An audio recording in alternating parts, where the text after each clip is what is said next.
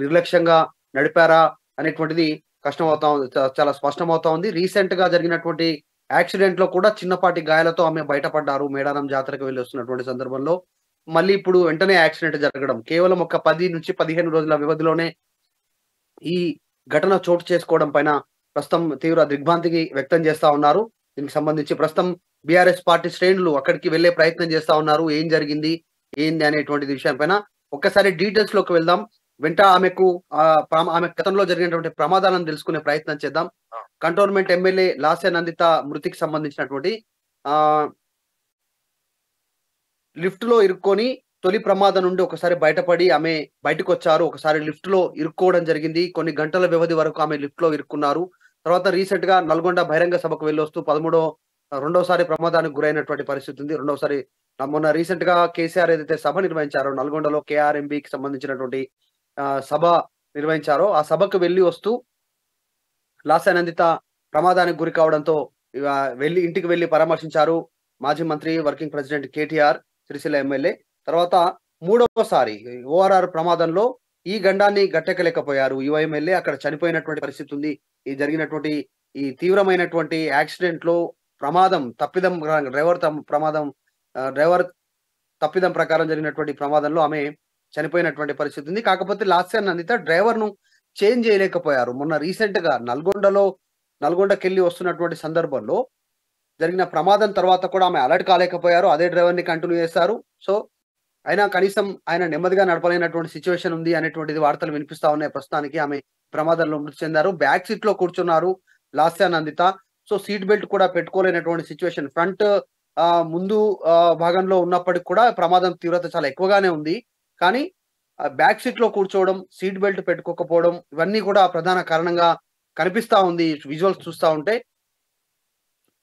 కేవలం 10 రోజులు గడవక ముందుకే ఇట్లాంటి సిట్యుయేషన్ ఏర్పడడం అనేటువంటిది చాలా నిజంగా కూడా ఇది బీఆర్ఎస్ పార్టీ శ్రేణులకు, వారి కుటుంబ సభ్యులకు తీవ్రమైనటువంటి లోటనే చెప్పొచ్చు. పటాన్ చెరువు ఓఆర్ఆర్‌కి సంబంధించి పటాన్ చెరువు ప్రాంతంలో ఈ ఘటన జరిగింది. దీనికి సంబంధించి గత సంవత్సరం ఫిబ్రవరి నెలలోనే లాస్యానందిత తండ్రి మృతి చెందారంటే కరెక్ట్‌గా 1 ఇయర్ లోనే ఈ ప్రమాదం జరిగింది. సో, తండ్రి చనిపోయిన సంవత్సరం లోపనే బీఆర్ఎస్ పార్టీ టికెట్ ఇవ్వడము, గెలవడము, మళ్ళీ గత సంవత్సరం 2022 ఫిబ్రవరిలో సాయన్న చనిపోతే, ఈ నెల మళ్ళీ ఫిబ్రవరి ఇది కూడా 2023లో ఫిబ్రవరిలో చనిపోతే, ఇప్పుడు 2024 ఫిబ్రవరి ఇప్పుడు ఈయన చనిపోయినటువంటి ఓన్లీ 1 ఇయర్ లోపనే తండ్రి, కూతురు చనిపోయినటువంటి పరిస్థితి ఉంది. ఇద్దరు కూడా ఎమ్మెల్యే హోదాలోనే చనిపోయారు. దీనికి సంబంధించి తీవ్ర దిగ్భ్రాంతి అయితే వ్యక్తం చేస్తా ఉన్నారు. గత ఆహ్, 19థ్ గత సంవత్సరంలో 19థ్ రోజున సాయన్న చనిపోయినట్టుగా తెలుస్తా ఉంది. ఫిబ్రవరి 19థ్. ఈరోజు 23వ తారీఖు ఫిబ్రవరి. కేవలం 4 రోజుల గ్యాప్ మాత్రమే ఉంది. సంవత్సరం 4 రోజులకే కూతురు చనిపోయినటువంటి సిట్యుయేషన్ కనిపిస్తా ఉంది. ఇదంతా కూడా నిజంగానే యువ ఎమ్మెల్యే చనిపోవడం అనేటువంటిది బీఆర్ఎస్ పార్టీ శ్రేణులకు గావచ్చు, రాష్ట్ర వ్యాప్తంగా గావచ్చు, దీనికి సంబంధించి ఒక సంచలన వార్తగా మారినటువంటి పరిస్థితి ఉంది. ఎందుకంటే యాక్సిడెంట్‌లో చనిపోయారు. రీసెంట్‌గా వరుస యాక్సిడెంట్‌లు జరగడం గావచ్చు. ఈ రీసెంట్‌గా జరిగినటువంటి అసెంబ్లీ సమావేశాల్లో కూడా లాస్యానందిత పాల్గొన్నారు. రెగ్యులర్ యాక్టివిటీగా ఉన్నటువంటి పరిస్థితి ఉంది. సో, ఈ ఘటన యువ ఎమ్మెల్యే మృతి చెందినటువంటి ఘటనను తెలుసుకొని చాలా మంది బాధ వ్యక్తం చేస్తా ఉన్నటువంటి సిట్యుయేషన్ ఉంది. బీఆర్ఎస్ పార్టీ శ్రేణులంతా కూడా హాస్పిటల్‌కి వెళ్ళడానికి ప్రయత్నం చేస్తా ఉన్నారు. కంటోన్మెంట్ ఎమ్మెల్యే కావడంతో.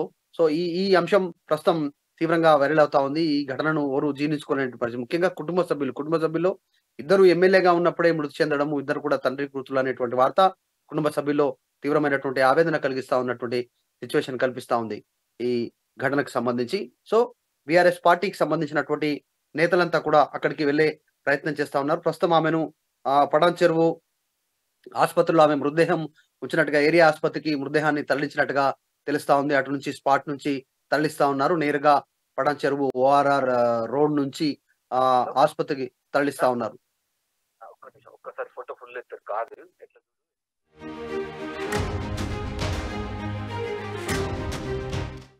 ఓకే చెప్పన్నా.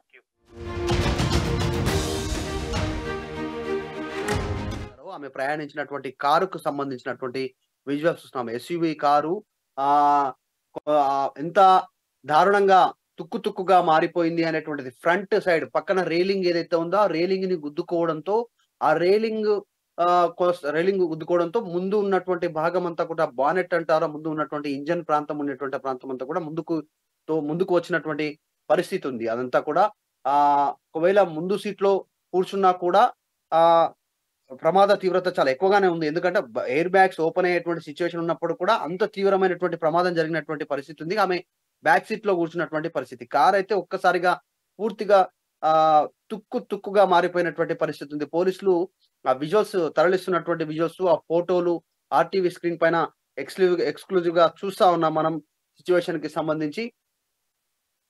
అద్దము ముందున్నటువంటి సంబంధించినటువంటి ఆహ్, ఆహ్, ఆ మెటల్‌కి సంబంధించినటువంటిది కూడా పూర్తిగా ఆహ్, చి తుక్కుగా మారిపోయినటువంటి పరిస్థితి ఉంది. సో, ప్రమాద తీవ్రత తెలుస్తా ఉంది.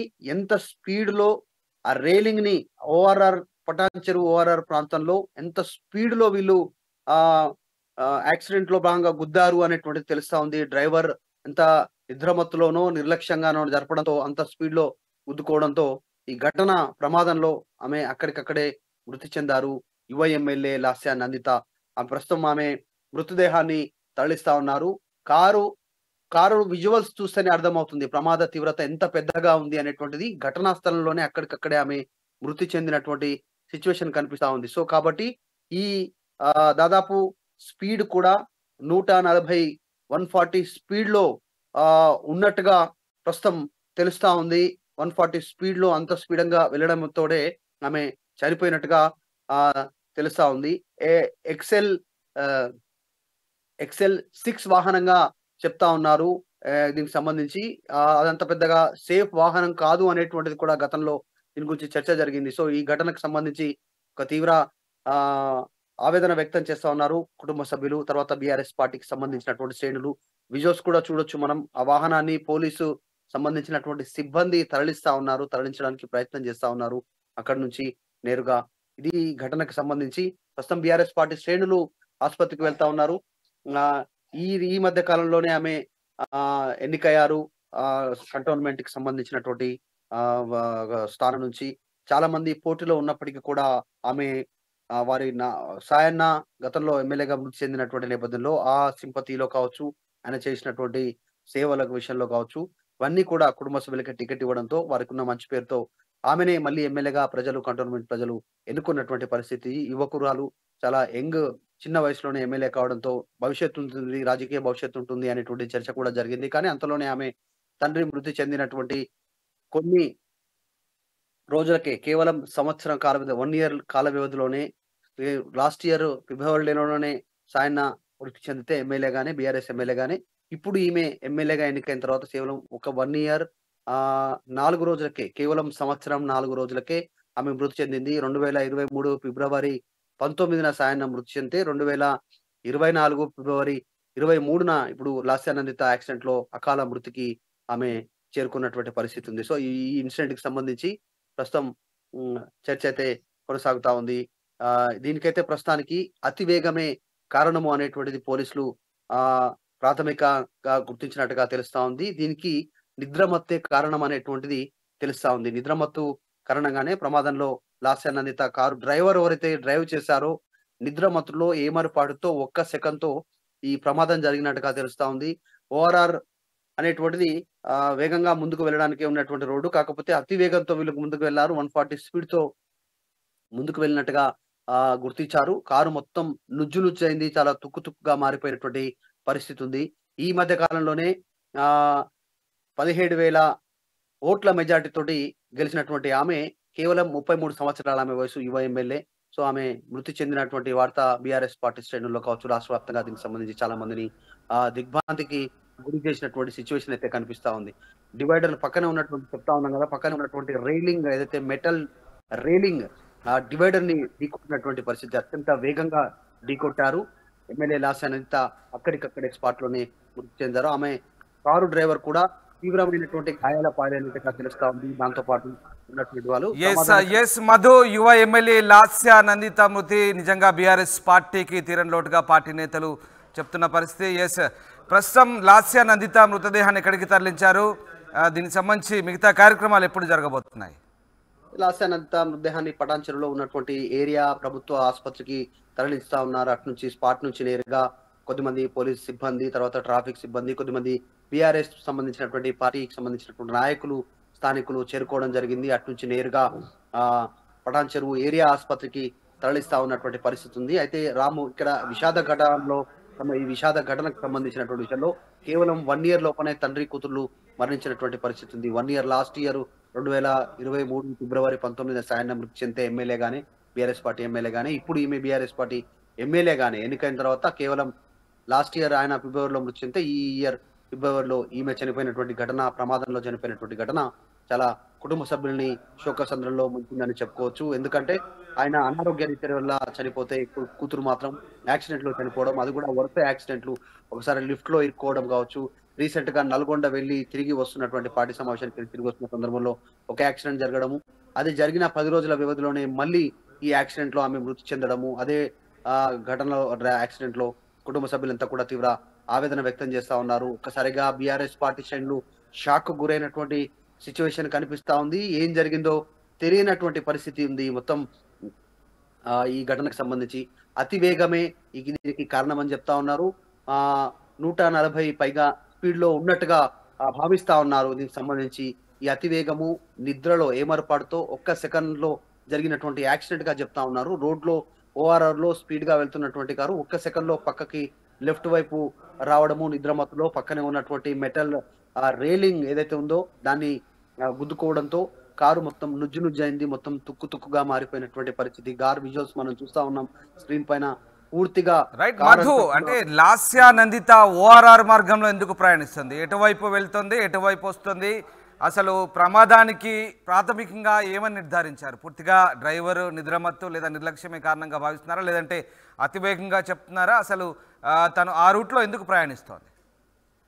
ఎగ్జాక్ట్లీ, సాధారణంగా అవుట్డోర్ వెళ్ళేటప్పుడు కానీ, బయటి ఇతర ప్రదేశాలకు వెళ్ళేటప్పుడు కానీ ఓఆర్ఆర్ ని ఎంచుకుంటారు ట్రాఫిక్ కాకుండా. ఇప్పుడు ఆమె పటాన్ చెరువు రూట్ లో వెళ్తా ఉన్నారు. సో అటు నుంచి ఆమె ఎక్కడికి వెళ్ళాలనుకుంటున్నారు అనేటువంటిది డీటెయిల్స్ ఇంతవరకు తెలియదు. ఈ మధ్య కాలంలో కొంతమంది ఎమ్మెల్యేలు వారి కొన్ని కార్యక్రమాలకు వెళ్తా ఉన్నారు, శుభకార్యాలు ఉన్నాయి, పెళ్లిళ్ళు ఉన్నాయి, ఇతర దూర ప్రాంతాలకు వెళ్తా ఉన్నారు ఎమ్మెల్యేల బిజీ షెడ్యూల్ కారణంగా. సో మొన్నటి వరకు బిజీ షెడ్యూల్ ఉండింది వాళ్ళదంతా కూడా. అసెంబ్లీ సెషన్ కావచ్చు, నియోజకవర్గాల్లో పార్టీ సమావేశాల్లో బిజీగా గడిపినటువంటి యువ ఎమ్మెల్యేలంతా కూడా బయటికి వెళ్తా ఉన్నారు. సో దాంట్లో భాగంగా లాస్య నందిత కూడా ఓఆర్ఆర్ ఎంచుకున్నారు. ఓఆర్ఆర్ నుంచి ఎటువైపు వెళ్తున్నారు, ఎందుకోసం వెళ్తున్నారు అనేటువంటిది ఇంకా డీటెయిల్స్ తెలీదు. కుటుంబ సభ్యులు ఏదో ఒక ఫంక్షన్ కి వెళ్తున్నట్టుగా మాత్రమే చెప్పే ప్రయత్నం చేస్తారు. లాంగ్ దూరం వెళ్ళేటువంటి సందర్భంలో ఉదయం పూటనే ఆమె బయలుదేరి వెళ్తున్నట్టుగా తెలుస్తా ఉంది. ఎక్కడికి వెళ్తున్నారు అనేటువంటిది ఇంకా డీటెయిల్స్ తెలీదు. సో ఆ భాగంలో భాగంగా ఉదయాన్నే బయలుదేరారు. చీకట్లోనే ఉదయం ఎర్లీ మార్నింగ్ బయలుదేరి వెళ్లారు. ఆ సమయంలోనే నిద్రమత్తులో ఈ యాక్సిడెంట్ జరిగినట్టుగా తెలుస్తా ఉంది. ప్రమాదం జరుగుతున్నటువంటి సమయంలో లాస్యానందిత వెనక సైడ్ బ్యాక్ సీట్ లో కూర్చున్నట్టుగా చెప్తా ఉన్నారు. ఆ మృతదేహాన్ని తీస్తున్నటువంటి సందర్భంలో కనిపిస్తా ఉంది. తరలిస్తున్నటువంటి సందర్భంలో ఆమె అక్కడికక్కడే స్పాట్ లోనే మృతి చెందినటువంటి పరిస్థితి. ఒకవేళ ముందు సీట్ లో ఉన్నా కూడా బ్రతికే అవకాశం ఏ మేరకు ఉండే అనేటువంటిది తెలియదు. ఎందుకంటే కారు ముందు భాగం అంతా నుజ్జుగా మారిపోయినటువంటి పరిస్థితి. డ్రైవర్ కూడా తీవ్ర గాయాల పాలైనట్టుగా తెలుస్తా ఉంది. ఎయిర్ బ్యాగ్స్ తెరుచుకున్నా కూడా బ్రతికే పరిస్థితి ఉందా లేదా అనేటువంటిది, అంటే ప్రాణాలతో బయటపడే అవకాశం ఉండే పరిస్థితులు ఉందా అనేటువంటి తెలియనటువంటి సిచ్యువేషన్. కానీ బ్యాక్ సీట్ లో ఉండడము, సీట్ బెల్ట్ పెట్టుకోకపోవడము, ఈ ప్రమాద ఘటనకు అంత స్పీడ్ లో వెళ్ళి